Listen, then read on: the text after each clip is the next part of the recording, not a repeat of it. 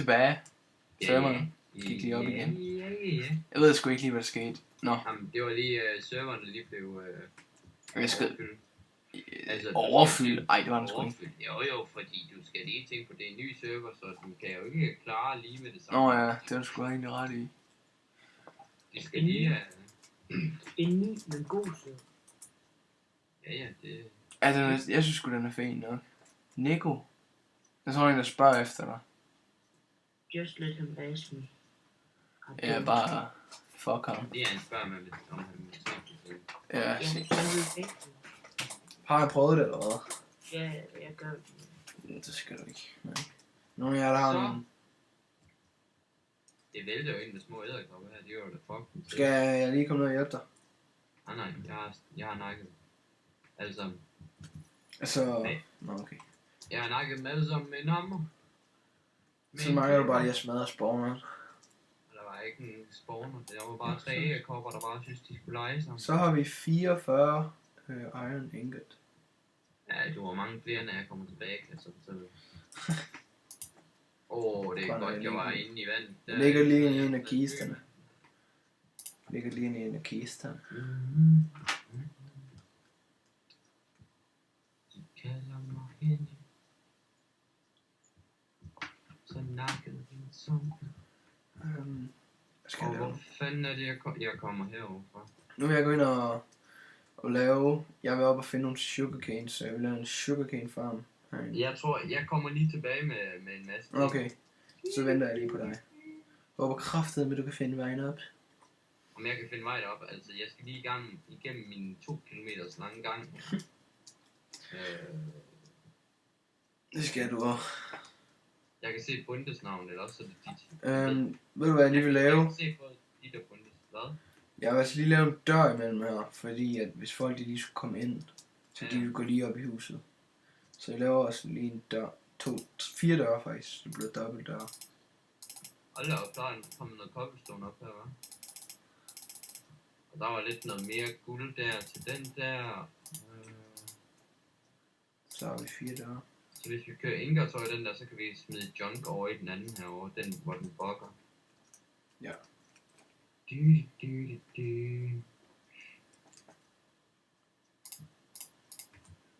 Nå. Så vil jeg lige lave... Har vi kun én ovn? Tror jeg. Faktisk kun. Laver du en mere bunde, eller skal jeg? Jeg gør det bare. Undskyld hvis min mus den lige er lidt høj, det er den sikkert. Men ikke bruge. Har du stadigvæk alle diamanterne, Emil? Ja. Kom lige ned med dem. Jamen jeg laver lige døre. Venner, jeg kommer til at bruge beskidt sprog, nu har jeg 2 warningslet. Nu har du 2. Nå okay. Skal opføre ordentligt. Ja, det skal du. Og så dræber vi dig. I virkeligheden. Er det her noget window? Nej, det er det ikke. Så er en dør der. Og en dør der. Okay, godt. Ja, pisse fint. Jeg skulle ikke have lavet 4 døre. Jeg skulle have lavet 3. Jeg kommer op med diamanterne nu til dig. Wow. Vi kan lige lave nogle. Der er du. Der har du sgu dine diamanter. Så lægger jeg dem over til de 5 andre, jeg har fundet. Der er 51. Du fandt sgu da ikke kun 5. Jo. Jamen altså, jeg gav jo også nogle af dem til dig for fanden. Jeg gav jo... Du gav mig 6. Nå ja. Så jeg har fundet... Hvor mange fandt du på det? Jeg fandt 8. Pisse fedt. Hvor fanden vil jeg lave? Emil, har du noget 3? Har du noget 3? Ja, hvor meget skal jeg bruge? Hvor meget har du? Jeg har... 3 stacks. Og plus 4. Bare en stack eller hvad?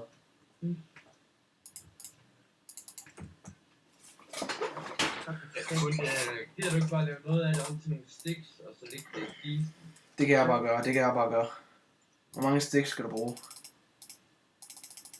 Ja, det ved jeg sgu da ikke. Altså bare lave nogle sticks og smække dem i kisten, så vi har noget at bruge af, altså. Jeg har lavet 36. Shit. Skal jeg bare smide den i den der junk kiste eller hvad? Det gør du bare. Gør jeg også. Så har vi noget lapis her. Det kan vi bruge til et skid. Noget redstone. Fucking meget redstone. Gravel. Ja, det ligger sgu i noget junk. Der er ingen der kan lide gravel. Hey, du har noget... Hvad fanden er det hedder? Det hedder... bone meal. Må jeg ikke lige låne 2 af det? Du kan ikke bruge det på træet, det ved du godt ikke. Jo, man kan. Ja, men det kommer ikke til at virke. Så du ikke? Fuck, og det. Hvorfor gør det ikke det mere? Fordi at det skal have noget... Og se hvor awesome jeg ser ud, mand.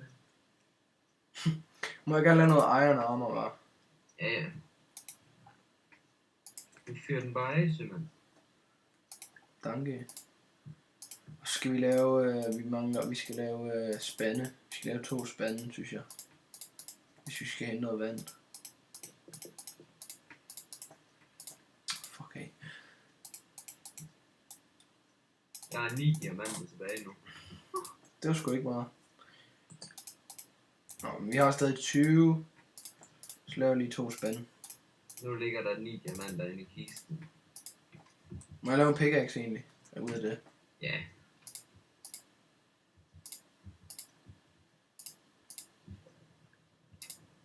Det tog også noget. Bunde, hvad laver du? Jeg er nede i mine. Okay. Det er ikke lækker. Jeg tror også bare, at jeg smutter ned af mine videre. Og så tror jeg, du skal sige, jeg tror sgu bare, jeg smutter i seng nu. Jamen det gør jeg også. Nej. Nej, det gør jeg her efter vi er færdige med optag, tror jeg. Ja, det gør jeg. Nej, jeg skal på F-skole i morgen. Nej, det skal du sgu da også. Jeg skal også sove der. Jeg skal ikke på efterskole i morgen. Nej, du skal bare sidde derhjemme og kede dig. Ja. Lave nogle videoer, synes jeg, du skulle. Så du lige sende dem til mig, når du er færdig. Jamen, det kunne da godt være... Ja, det skal jeg lige sige. Det kunne godt være. Det skal jeg ikke gøre. Ellers så bliver jeg ked af Men det. altså, ved du hvad? Så tror jeg da bare... Jeg har jo nemlig lige erhvervet mig det der spil af Payday. Så tror jeg da, jeg vil lave noget gameplay. Payday? Hvad fanden er det? Payday. Mm. Jeg kan... Hvad hedder det? Nå, det der spiller jo gratis. Nej, ikke gratis. Ja. Det der ikke var så dyrt.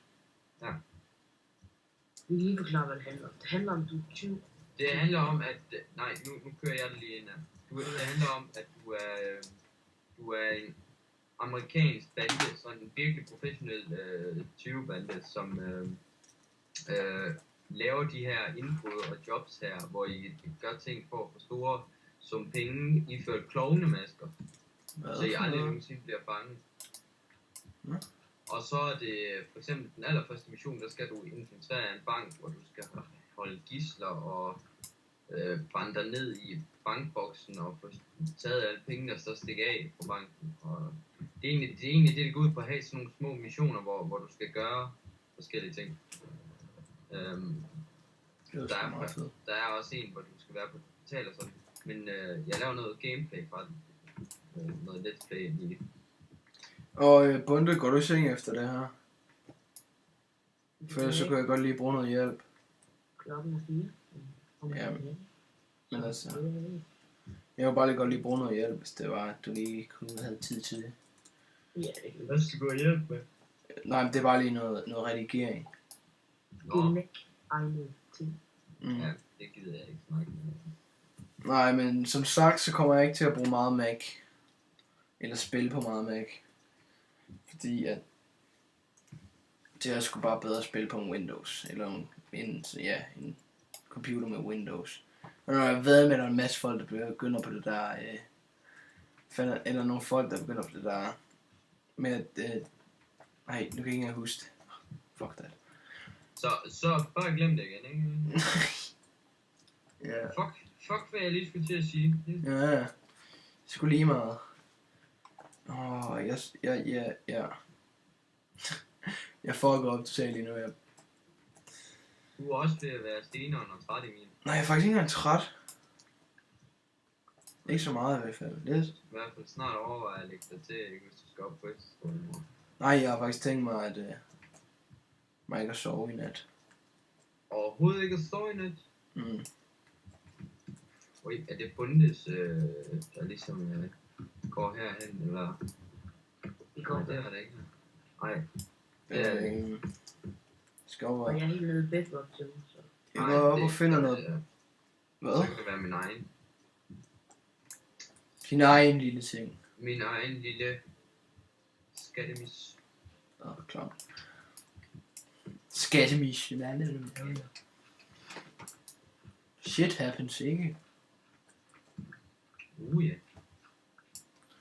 Nu er der en væg her. Hvad fanden er excavation? Er det der, når du graver? Det er dirt, og når du farmer og sådan. Farmer også? Ja, også når du bruger, for eksempel når du skal bruge din hoe. Det er en rar. Det er en rar.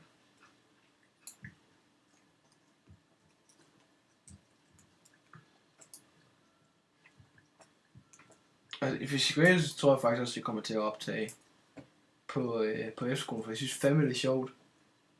Det er fandme sjovt. Jeg synes faktisk, det er sjovt at optage. Også single ting og sådan noget. Ja. Det synes jeg også er sjovt. Bare spille alene og spare. Ja. Så bare fyr den over. Og så er det sjovt, når du, for eksempel, hvis du går ind på de der rigtig store YouTube, sådan noget, Gex og dem der, og ser på deres første let's play, eller første episode, de laver, og så går helt ned på den sidste. Kæft, man kan bare se, hvordan de bare, ja. Det er fedt at se, hvor meget de bygger, ja, hvor meget de udvider sig, og okay, det lyder lidt klamt, men fuck det. Ja. Satan Gex, du har fandme udvidet dig, mand. For helvede. Det udvider det sgu. Ej, men sådan, hvordan det bare blev bygget mere og mere på, og det blev federe og federe. Det synes jeg er fedt. Ja, det synes jeg også. Det glæder mig også til at se, når vi først har lavet rigtig mange episoder af det her. Ja, men nu skal vi jo se, om vi overlever. Det bliver ligesom første skridt. Ja, nu må vi se, om vi bliver rated. Jeg tror, du ved, at Potter, ikke, og han var i gang med at lave den der Let's Play Factions. Eller Factions. Ja, det var han sammen med Brian. Ja, Brian og Gex. Men jeg tror også, jeg var inde lige og hurtigt at kigge på serveren, og tænkte lige, hvad fuck, jeg skulle også lige, jeg vil også lige lave noget Let's Play med det.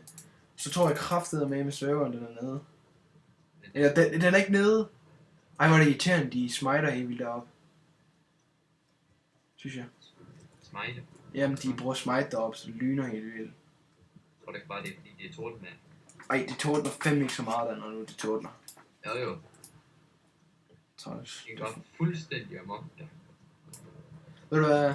Skru lidt ned for min lyd, så. Det lyder fandme som mig, når jeg har fået chili. Så kunne Bunde snakke igen. Og jeg er lidt stille, når jeg miner.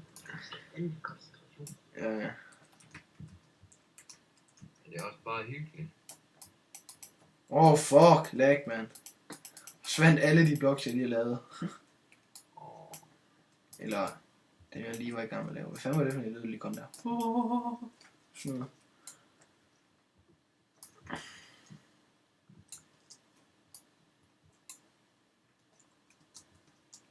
Fuck af.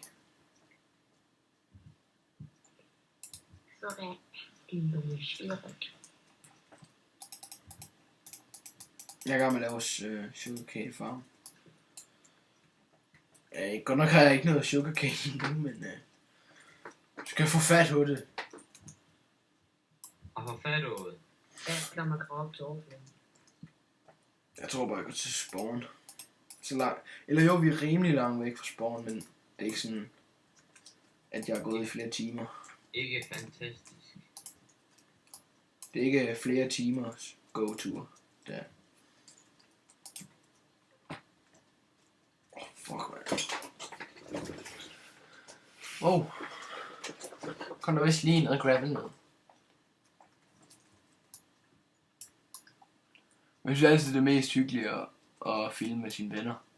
Ja. Det er altid det, der er fedest. Så er der bare mob party lige her.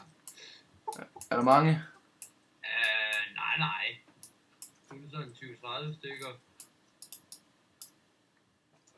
Det var bare badass, Nikolaj. Okay, det lignede virkelig den der zombie, der havde en bue. En bue? En bue, du. Så jeg ved i hvert fald, man kan godt lave sugarcanes farm. Selvom du er under jorden. Ja, det kan du godt. Det er bare noget sand. Ja, det har jeg. Jeg har meget. Jeg har 13 sand. Okay, ja, en gang imellem ikke, så synes jeg bare, de der random mob drops der, det er bare for underligt. Vi kommer ikke til at få særlig meget sugarcanes, men hvad fanden Jamen, prøv sugarcanes? lige at høre her. Jeg slog lige en zombie ihjel, og så fik jeg et stykke iron, som om den bare har kværket det til frokost. Ja, ja, det er lidt mærkeligt. Den blev lige stukket i kæften, fordi den skulle hurtigt ud af døren, ikke? Det er lækkert.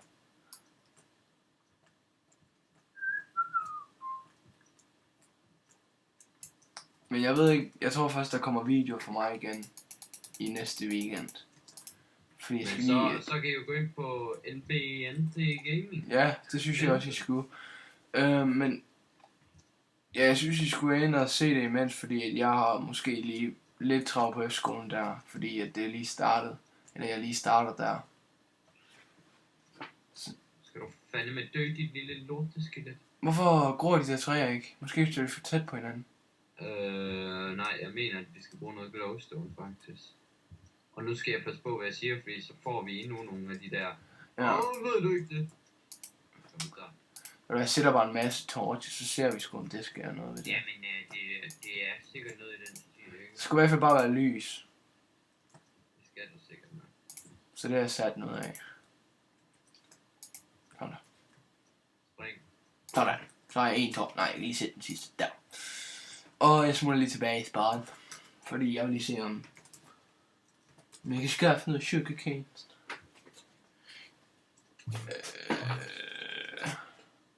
Jeg skulle da... Ej, det er træls det der.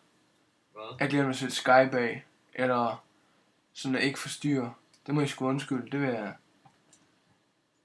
Det gør jeg lige hurtigt. Det bliver måske... Det sker lige en gang imellem, jo. Sådan. Så gør jeg lige det der. Sådan. Fuck that. Sådan. Sorry for det. Mob Arena Bank. PP Arena Mall. Og Mall er der ikke. Det er den jeg godt lige kunne bruge. Hvor mange penge har man overhovedet som start? Jeg har 135 kroner. Jeg har 700... Ja, du har også minet, ikke? Men det får man sgu da ikke penge for, til spad. Nej, du får det for at dræbe mobs. Ja. Det er hvis du har strabt et par stykker. Jeg, I hvert fald jeg dobbelt. dræber kun de der mobs, der angriber mig. Ui, lag. Det vil så sige, alle de mobs, du lige De kom forbi. dræber jo ikke de fredelige, vel? Prøv at, hvis de ikke vil slås, så slår jeg dem heller ikke. Men hvis de så begynder at give mig en attitude, så... Lag. En lille smøg. Finder du lægerbukser med pisken frem? Det er præcis, hvad han gør. Jeg har sgu prøvet det. Din liderlige satan. Det er skide hyggeligt den weekend der. Okay, så er jeg nået til det punkt, hvor jeg siger, nu skal jeg ikke mine mere her, der. Og nu er det kun lava. Så skal vi tilbage igen. Til Faction Home. Hvorfor? Jeg Jeg synes, det er nogle fede... Det er godt klar. Det er fedt spawn der her. Men jeg skal lige have sat noget iron over her. Så har jeg også noget guld. I starten, hvor jeg tænkte på at lave gameplays, ikke? Og Ja. der var jeg faktisk så tæt på at lave en engelsk, i stedet for dansk. Så tænkte jeg, ved du hvad? Det gider jeg kraftedeme med ikke. Jeg skulle hellere lave det på dansk. Hej. Hvad? Jeg snakker til bunden. Nå, jeg troede det bare sådan... Du har simpelthen lavet din egen lille station her. Det er jo lige det. Jeg tror sgu nok, det skal blive fedt, ikke?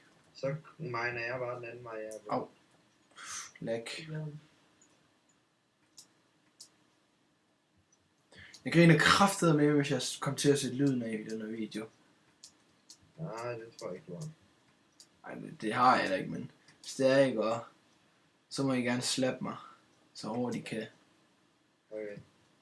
Med pikken!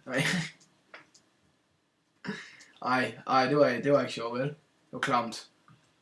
Det var decideret ulækkert. Det var ret i. Det var faktisk lidt ulækkert.